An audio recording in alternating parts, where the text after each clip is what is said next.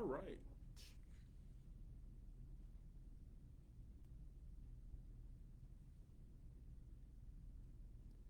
All right. Well, good afternoon. Oh, good morning. It's still 11:45. This is Carbon County Commissioner Chris Lukasevich.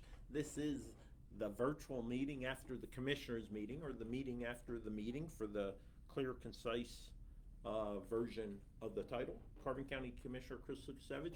I'm here for about the next 10 or 15 minutes. I'm going to be providing a quick recap of today's Board of Commissioners meeting, and then I'm always available to answer any questions or comments you might have. In the meantime, what I am going to do, I'm going to go ahead and move this live streaming around a little bit. So bear with me. Let me check, make sure we're up and running. Seem to be going well. Well, again, welcome, Carbon County Commissioner Chris Lukasevich. I'm getting set up here, and what I'm doing is really, I'm just starting to move this live stream around to a couple different groups real quick, and then I'll go ahead and I'll start my recap of today's 3 September Board of Commissioners meeting. A couple different ways. I want to make sure the volume's working well. Yep, that's working well. Hi, Deb and Andrew, thanks for joining me. Carbon County Commissioner Chris Lukasevich. I'm getting ready to go here. I'm just sharing this live stream with some different groups, so it's going to take me a second or two to get set here. All right, a little bit of a watch party going there. Let's see, start watch party. That's going. It's interesting going from the computer, right, the CPU, to the iPhone or iPad, and how you can move things around to the different group. Pretty lengthy meeting today, and I'm going to recap the Carbon County Board of Commissioners meeting. At the same time, at least in this feed, I'm going to put in my phone number, as I always do. If you want to give me a call during this 10 or 15 minutes. Oh, hi, Jim. Or likewise, cancel, hold on, let's see. All right, there we go, almost messed that up. All right, so there's my number, 570-503-6780. Chris Lukasevich here with you for about the next 10 or 15 minutes. Just came out of today's commissioners meeting, and I'm going to talk about some of the highlights. I think first and foremost, 2 proclamations were made. First and foremost, let's talk about Suicide Prevention Month. September is Suicide Prevention Month, so I want to ensure that we're all paying attention to our friends, our neighbors, our family members, looking for any signs of depression or any tendencies or concerns that you might have with their behavior that might be taking them down the path to suicide. Reach out to behavioral health specialists if you identify any of those elements in those you care for or love. You know, there's always a focus on the 22 veterans a day who are committing suicide. And the statistics show us that 14 of those 22 who commit suicide haven't reached out for assistance. So again, we need to emphasize, identify those individuals, and then ensure that they're being directed to the services that can help those individuals who are considering the escape from life via suicide. So again, Carbon County Commissioner Chris Lukasevich, this is the meeting after the meeting. I'm going to be with you for about the next 10 minutes or so, in which I give you the opportunity to give me a call, comment as you like on today's commissioners meeting. If you want to go beyond that, that's fine also. I'm available, quote unquote, after hours. As most folks already know, 22 hours a day, other than between 5:30 and 7:30 at night, you can reach out to me.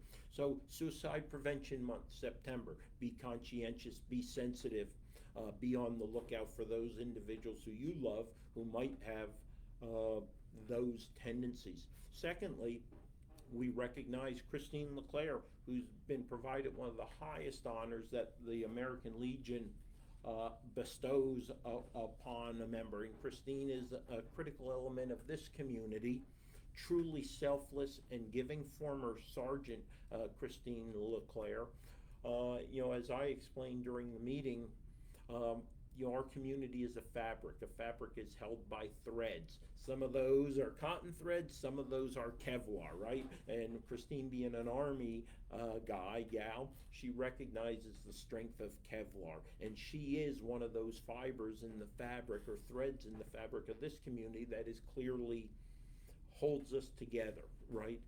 That Kevlar. So I want to send again my congratulations to Christine for the bestowing of an honor from the American Legion on her, for her commitment not only to veterans but the community in all. Notably, had a lengthy discussion with the desire to hire a full-time election clerk. We also already have 2 full-time election office workers, 1 part-time. A second part-time will begin working tomorrow. Now, although they are part-time employees, those 2 part-time employees are able to work full hours from now until the election, so up to 35 hours a week. There's only about, I calculated, 285 hours until the election. That's work hours, and county work hours, which is 35-hour weeks. So Wayne made the motion to hire a full-time. It was a 2-2, so that motion dies, and instead we agreed to modify a subsequent motion from 1 part-time to 2 part-time. So for all intent and purpose, what the county has now is really a 300% increase in our election staffing from just less than a year ago. Now we have 4 part-timers who will be working full-time. So I would argue we have 6 full-time workers through the election. And this is why I thought we shouldn't hire a full-time elections employee now. First and foremost, it's a lifetime commitment. Once you hire someone, even though that little term will say at will, it's extremely challenging to eliminate a position, unfortunately, because there's always the legal concern about liability of why you are eliminating them. I know our election directors are being told what they're experiencing for this general election is the new norm. I absolutely and totally disagree with it. This isn't the new norm. It is the anomaly. It's the equivalent of the 100-year flood. It's the equivalent of the pandemic of 1918 and the quote-unquote pandemic of 2019, right? Once in a century occurrence. And what do I mean? Well, you have at least 3 significant events that are coming together. You have a presidential election, very contentious.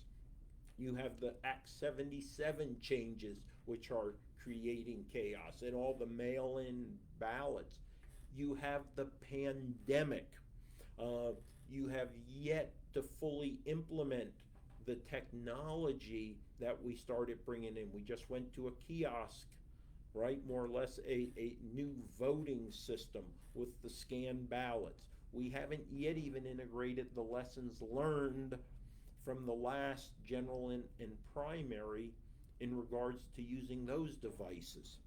So a lot of things are coming together that to me would make premature the decision to make a lifetime commitment for the county taxpayers, where we can go ahead over the next less than 60 days, use these part-timers to meet the demands, temporary demands of this spike.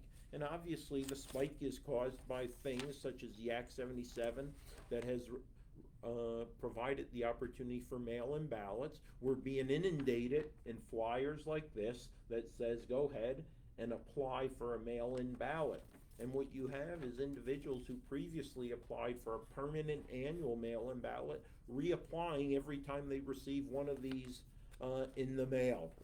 So I say, hey, call the elections office first before you send another one of those in to see if you're not already scheduled to receive the ballot. And again, this is about the request for a full-time employee. I would say the other thing that maybe some of the colleagues who voted for this full-time position failed to understand is that we're bringing in technology. So we're maximizing human resources with technology. So mitigating the possibility for having to hire another individual. We brought in one high-speed scanner to scan the ballots. We're getting ready, the director told me this morning, to request a second one.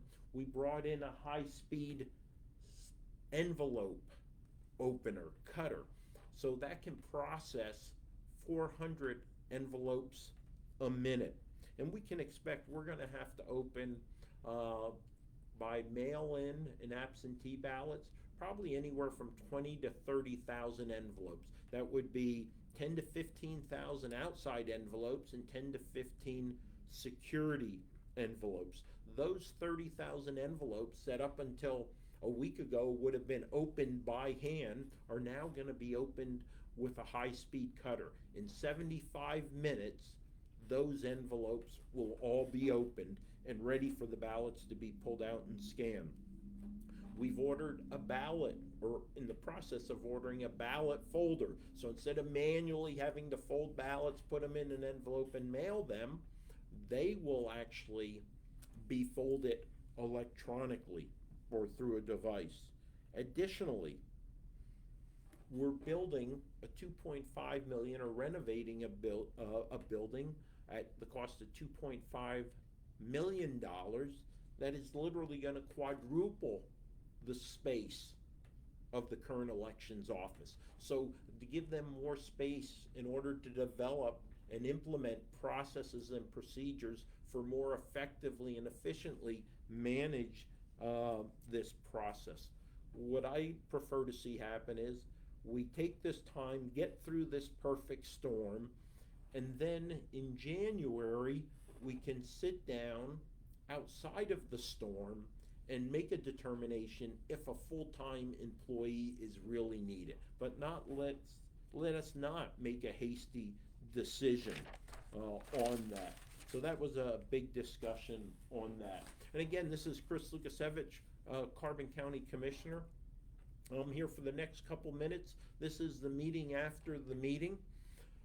It's your opportunity to comment or ask questions on what has transpired during today's commissioners meeting. The agenda is online.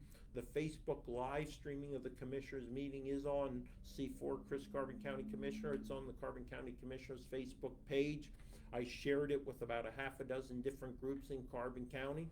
If you're watching this later in the day or in the evening, you can give me a call at 570-503-6780. Two other things that I brought up during commissioners' comments was the COVID-19 Carbon County, and that's not quotes, that's in parentheses, Carbon County Block Grant Program, that $5.79 million. We had initially 221 applications.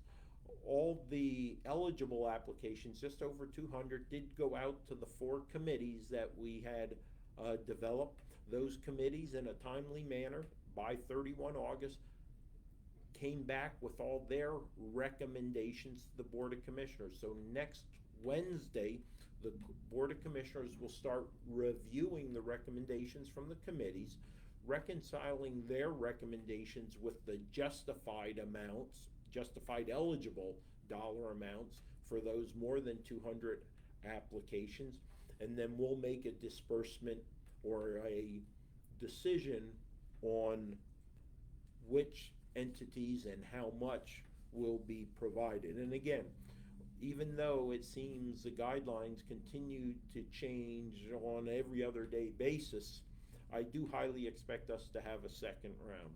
Secondly, I mentioned, tied into COVID-19, Carbon County, we just released a request for proposals.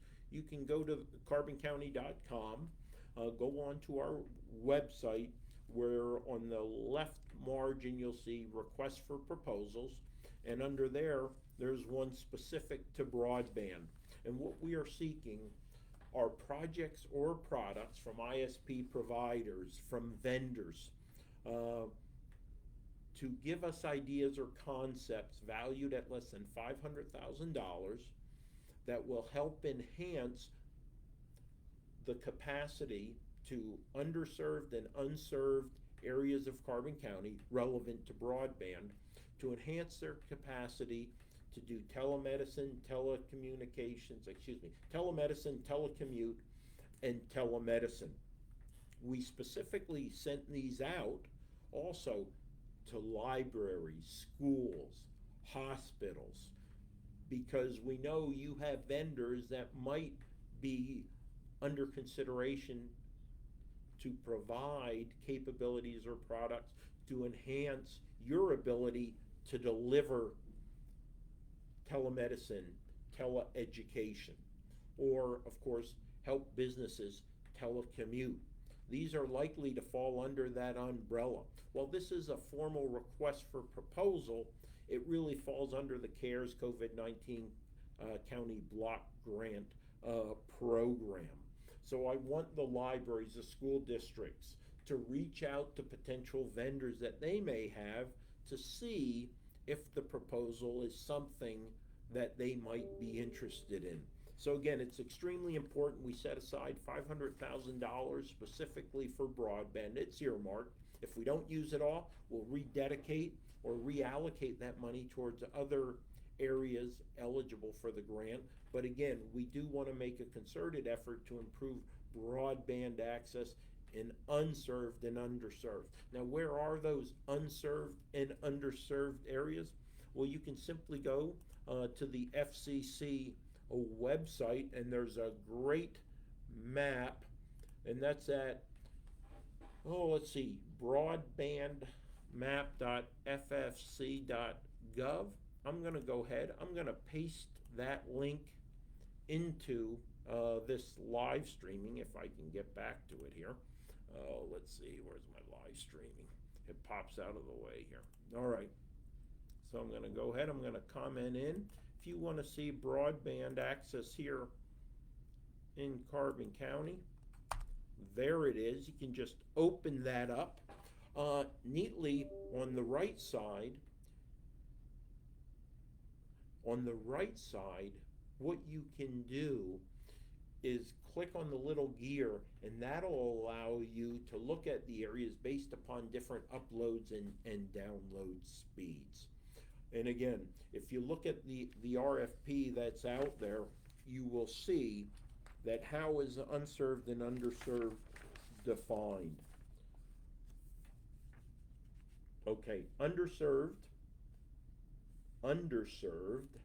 is at 45 megabits per second downstream and 15 megabytes per second upstream. Underserved, 1.5 megabits per second, and then 768 kilobytes or less upstream.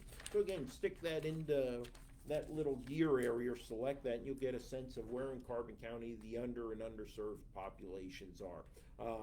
Unquestionably, the northern tier and the Atlantic broadband area is one of those.